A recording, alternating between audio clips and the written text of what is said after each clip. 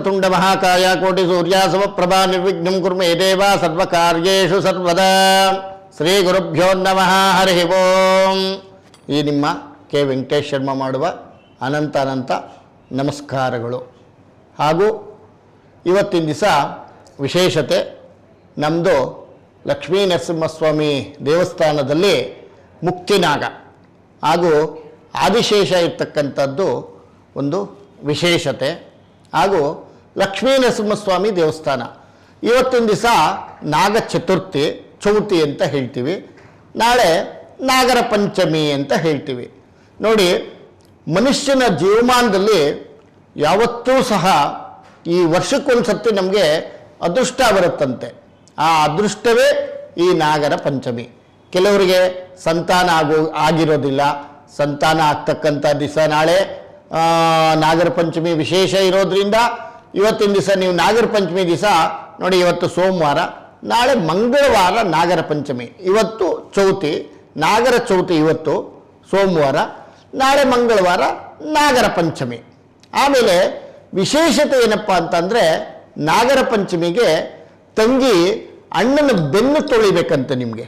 ಅಣ್ಣನ ಬೆನ್ನು ತೊಳೆದಾಗ ಹಸಿ ಹಾಲಲ್ಲಿ ಆಯುಷ್ಯವಂತನಾಗಿರ್ತಾನಂತೆ, ದೀರ್ಘಾಯುಷ್ಯವಂತನಾಗಿರ್ತಾನಂತೆ, ಮತ್ತು ಪ್ರತಿಯೊಂದು ಸಹ ಅಭಿವೃದ್ಧಿವಂತನಂತೆ। ಅದಕ್ಕೆ ಹೆಣ್ಮಕ್ಳಿಗೆ ಮನೆಯಲ್ಲಿ ನೋಯಿಸಬಾರ್ದು ಅಂತ ನಾವು ಹೇಳ್ತೀವಿ।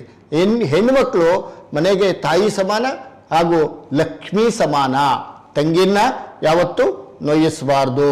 ಅದರಿಂದ ಈ ವರ್ಷಕ್ಕೆ ಬಂದಿರತಕ್ಕಂಥ ಈ ನಾಗರ ಪಂಚಮಿ ನಾಳೆ ದಿವಸ ನಾಗರಕಲ್ಲು ಎಲ್ಲಿರುತ್ತೋ ಅಲ್ಲೋಗಿ ನಾಗರಕಲ್ಲಿಗೆ ತನಿ ಎರಿಬೇಕು, ಅಂದರೆ ಹಾಲು ಹಾಕಬೇಕು, ಹಾಲು ನೀರು ಎಳ್ನೀರು ಅಭಿಷೇಕ, ವಿಶೇಷವಾಗಿ ಎಳ್ನೀರು। ನೋಡಿ, ಇದೊಂದು ವಿಶೇಷತೆ ಏನಪ್ಪ ಅಂತಂದರೆ, ಹುತ್ತುಗಳಲ್ಲೆಲ್ಲ ಹೋಗ್ಬಿಟ್ಟು ಮೊಟ್ಟೆಗಳು ಹಾಕೋದು, ಹಾಲು ಹಾಕೋದು, ನೀರು ಹಾಕೋದು ಇವೆಲ್ಲ ಮಾಡಬಾರ್ದು। ಯಾಕೆ ಅಂತ ಹೇಳಿದ್ರೆ, ಈ ಶ್ರಾವಣ ಮಾಸದಲ್ಲಿ ಒಂದು ನಾಗರ ಹಾವು 32 ಮೊಟ್ಟೆಗಳು ನೀಡುತ್ತಂತೆ। ನೋಡಿ, ಈ ಶ್ರಾವಣ ಮಾಸದಲ್ಲಿ ಮಾತ್ರ ಆ ನಾಗರಿಗೆ ವಿಶೇಷವಾಗಿರ್ತಕ್ಕಂಥದ್ದು। ಅವಾಗ ಏನಾಗುತ್ತೆ ಗೊತ್ತಾ, ನೀವೇನಾದರೂ ಹಾಲು ಹಾಕ್ಬಿಡೋದು, ಹುತ್ತದೊಳಗಡೆ ನೀರು ಹಾಕ್ಬಿಡೋದು, ಅಥವಾ ಏನು ಬರುತ್ತೋ ಅದೆಲ್ಲ ಸುರಿದು ಬಿಟ್ಟಾಗ ಆ ಮೊಟ್ಟೆ ಒಡೆದಾಗ ಆ ನಾಗದೋಷ ಬಂದಾಗ ಜನ್ಮ ಜನ್ಮ ಜನ್ಮ ಜನ್ಮಕ್ಕೂ ದೋಷ, ಸರ್ಪದೋಷದಿಂದ ನಾವು ಮುಕ್ತಿ ಹೊಂದಕ್ಕೆ ಆಗೋದಿಲ್ಲ। ನೋಡಿ, ವಿಶೇಷವಾಗಿ ಈ ಶ್ರಾವಣ ಮಾಸದಲ್ಲಿ ನಾಗರ ಹಾವುಗಳು ಮೊಟ್ಟೆ ಇಡ್ತವೆ। ಈ ಶ್ರಾವಣ ಮಾಸ ವಿಶೇಷತೆ, ನಾಗರ ಹಾವುಗೆ ವಿಶೇಷತೆ ಶ್ರಾವಣ ಮಾಸ ಅಂತಕ್ಕಂಥದ್ದು। ಅದರಿಂದ ಈ ನಾಗರ ಪಂಚಮಿ ದಿವಸ ಯಾರು ನಾಗರ ತನಿ ಎಳಿತಾರೋ ಅವರಿಗೆ ಸಹ ಸರ್ಪದೋಷ ಉಂಟಾಗ್ತಕ್ಕಂಥ ದೋಷಗಳೆಲ್ಲ ನಿವಾರಣೆ ಆಗ್ತಕ್ಕಂಥದ್ದು।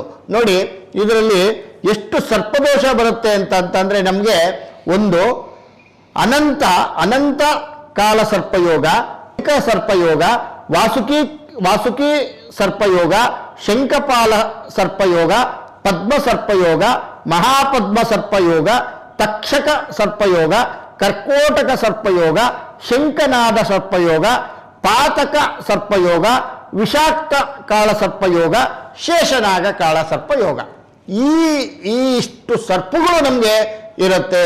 ಇವತ್ತಿನ ದಿವಸ ನಾವು ಸರ್ಪದೋಷ ಅಂತ ಹೇಳ್ತೀವಿ, ಪೂಜೆ ಮಾಡಿಸ್ಕೊಂಡು ಬರ್ತಾ ಇರ್ತೀವಿ। ಇವತ್ತಿನ ದಿವಸ ಯಾವ ಸರ್ಪದೋಷ ಇದೆ ಅವರಿಗೆ ಅಂತಕ್ಕಂಥದ್ದು ಯಾರಿಗೂ ಗೊತ್ತಿಲ್ಲ।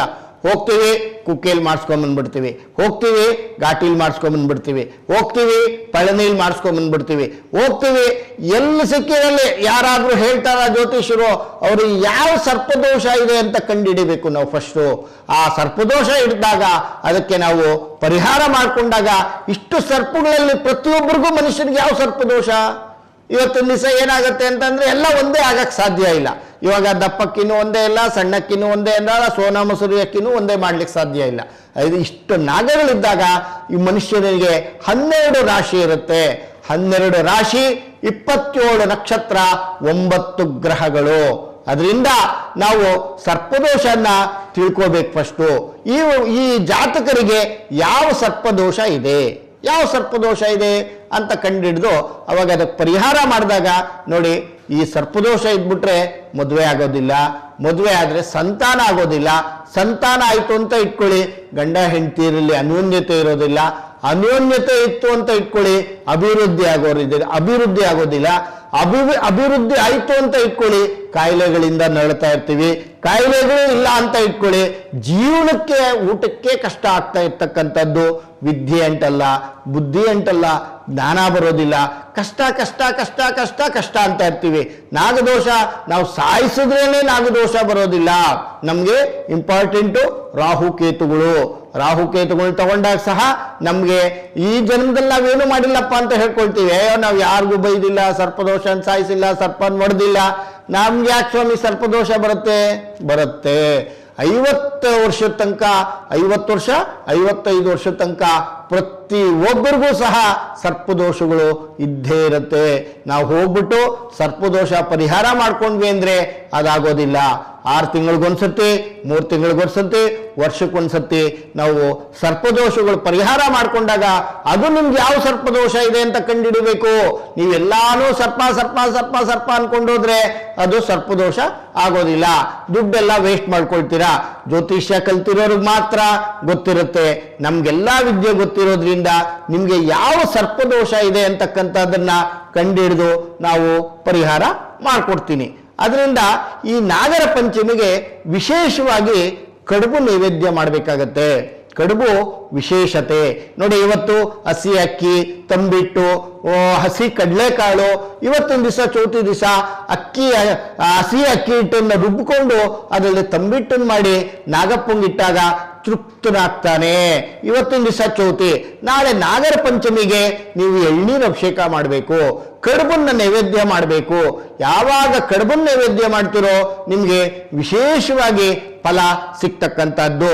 ಎಳ್ನೀರನ್ನ ನೀವು ಹಾಲಿಗಿಂತೂ ಸಹ ಎಳ್ನೀರು ಅಭಿಷೇಕ ಮಾಡಿ. ಅರಿಶಿನ ಜಾಸ್ತಿ ಹಚ್ಚಕ್ಕೆ ಹೋಗ್ಬೇಡಿ. ಇವಾಗ ನೋಡಿ, ನಮ್ಗೆ ಕಣ್ಣಿದೆ, ಒಂಚೂರು ಏನಾದ್ರೂ ಕಣ್ಣಿಗೆ ಧೂಳು ಬೀಳಲಿ ನೋಡೋಣ, ನಮ್ಮ ಕೈಲಿ ಇರಕ್ಕಾಗತ್ತಾ? ಸಾಧ್ಯ ಇಲ್ಲ. ಅದು ಪ್ರಾಣಿನೇ ಸಹ ಆಗಿರೋದ್ರಿಂದ ಮೂಕಕ್ಕೆ, ಕಣ್ಣಿಗೆ, ಬಾಯಿಗೆ ಎಲ್ಲ ಅರಿಶಿನ ಹಚ್ಚಿಬಿಡ್ತಾರೆ. ಅದರಿಂದ ದಯವಿಟ್ಟು ಕಣ್ಣತ್ರ ಯಾರು ಹಚ್ಚಬೇಡಿ, ಬಾಯಿ ಹತ್ರ ಯಾರು ಹಚ್ಚಬೇಡಿ. ಬಾಯಿ ಮುಚ್ಚೋಗ್ಬಿಟ್ರೆ ನಾವು ಹೆಂಗ್ ಊಟ ಮಾಡೋದು? ಅದರಿಂದ ಕಣ್ಣು, ಬಾಯಿ, ಮೂಗು ಬಿಟ್ಬಿಟ್ಟು ಅರಿಶಿನ ಒಂದು ಚೂರು ಪೂಜೆ ಮಾಡ್ಬೇಕಂತೆ. ಅದರಿಂದ ಆ ಯಪ್ಪ ತೃಪ್ತನಾಗ್ತಾನಂತೆ. ಅದಕ್ಕೆ ಇಷ್ಟು ನಾಗಗಳಿರೋದ್ರಿಂದ ನಾಳೆ ನಾಗರಾಜನ ಆರಾಧನೆ ಮಾಡಿ, ವಾಸುಕಿಯನ್ನ ನಾಗರಾಜನ ಆರಾಧನೆ ಮಾಡಿಬಿಟ್ರೆ ನಮಗೆ ಯಾವ ದೋಷನೂ ಇರೋದಿಲ್ಲ. ನೋಡಿ, ಎಲ್ಲ ಸಿಕ್ಕತ್ತೆ. ನಾಗರಾಜನನ್ನ 108 ಅಷ್ಟೋತ್ತರ ಮಾಡ್ಕೊಳ್ಳಿ, ನಾರಾಯಣನ್ನ ಪ್ರಾರ್ಥನೆ ಮಾಡ್ಕೊಳ್ಳಿ. ನಾರಾಯಣನ ಹಾಸ್ಕೆನೆ ಮಹಾವಿಷ್ಣು ಆದಿಶೇಷ ಆಗಿರೋದ್ರಿಂದ ಈ ಶ್ರಾವಣ ಮಾಸದಲ್ಲಿ ಮಹಾಲಕ್ಷ್ಮಿ ಸಮೇತ ಲಕ್ಷ್ಮೀನಾರಾಯಣನ ಆರಾಧನೆ ಮಾಡಿ, ಲಕ್ಷ್ಮೀ ವೆಂಕಟೇಶ್ವರನ ಆರಾಧನೆ ಮಾಡಿ. ಮುಂದೆ ಬರ್ತಕ್ಕಂಥ ದಿನಗಳಲ್ಲಿ ನೋಡಿ, ವರಮಹಾಲಕ್ಷ್ಮಿ ಬರ್ತಾ ಇದೆ, ಶ್ರಾವಣ ಶನಿವಾರಗಳು ಬರ್ತಾ ಇದೆ. ಎಲ್ಲ ವಿಶೇಷವಾಗಿ ಮಹಾವಿಷ್ಣುವಿಗೆ ಸಂಬಂಧಪಟ್ಟಿರ್ತಕ್ಕಂಥದ್ದು. ಅದರಲ್ಲೂ ಸಹ ಈಶ್ವರನಿಗೆ ಶ್ರಾವಣ ಮಾಸ ಅಂದ್ರೆ ವಿಶೇಷವಾಗಿ ಶಕ್ತಿ ಇರ್ತಕ್ಕಂಥದ್ದು ಈಶ್ವರನ. ಅದಕ್ಕೆ ಜಗತಪಿತರು ಒಂದೇ ಪಾರ್ವತಿ ಪರಮೇಶ್ವರರು. ಅದಕ್ಕೆ ನೋಡಿ, ಈ ಶ್ರಾವಣ ಮಾಸದಲ್ಲಿ ಲಕ್ಷ್ಮೀನಾರಾಯಣನ್ನು ಪೂಜೆ ಮಾಡಬೇಕು, ಈಶ್ವರನ್ನು ಸಹ ಪೂಜೆ ಮಾಡಬೇಕು. ನಾವೆರಡೂ ಹರಿಹರರನ್ನ ಪೂಜೆ ಮಾಡಿದಾಗ ನಮ್ಮ ಸಂಕಷ್ಟಗಳೆಲ್ಲ ನಿವಾರಣೆ ಆಗತ್ತೆ.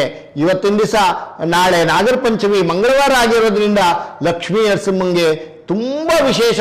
ಯಾಕೆಂದ್ರೆ ಕುಜದೋಷ, ರಾಹುದೋಷ, ಕೇತು ದೋಷ, ಶನಿ ದೋಷ, ಸಂಪೂರ್ಣ ನವಗ್ರಹ ದೋಷಗಳನ್ನೆಲ್ಲ ಹರಣ ಮಾಡ್ತಕ್ಕಂಥವನು ಲಕ್ಷ್ಮೀ ನರಸಿಂಹ. ಆದ್ರಿಂದ ಲಕ್ಷ್ಮೀ ನರಸಿಂಹ ಸ್ವಾಮಿ ಸನ್ನಿಧಿಗೆ ಹೋಗಿ, ನಮ್ಮ ಆಲಯದಲ್ಲಿ ಆದಿಶೇಷ ಇದ್ದಾನೆ, ಮುಕ್ತಿನಾಗ ಇದೆ, ಅದರಿಂದ ದರ್ಶನ ಮಾಡ್ಕೊಳ್ಳಿ. ಎಲ್ರಿಗೂ ಒಳ್ಳೇದಾಗ್ಲಿ. ಸರ್ವೇ ಜನ ಸುಖಿನೋ ಭವಂತು, ಸಮಸ್ತ ಸನ್ಮಂಗಳಾನಿ ಭವಂತು.